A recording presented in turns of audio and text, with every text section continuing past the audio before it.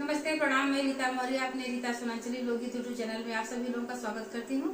दोस्तों, मैं आज आप लोगों को एक दहेज प्रथा के ऊपर दहेज गीत सुनाने जा रही हूँ।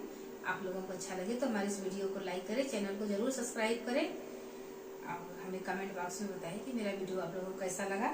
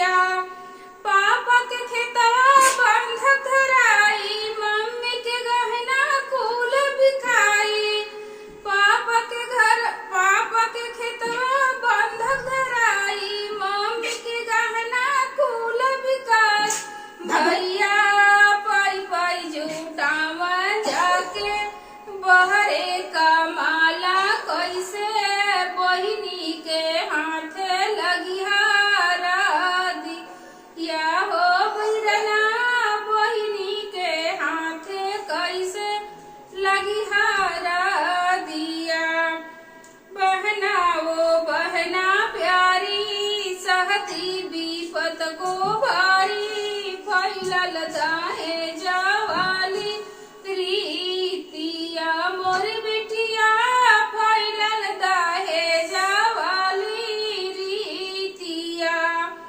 लइका के पापा डिमांड बतावे 5 लाख रुपया बुलेट सुनावे। लइका के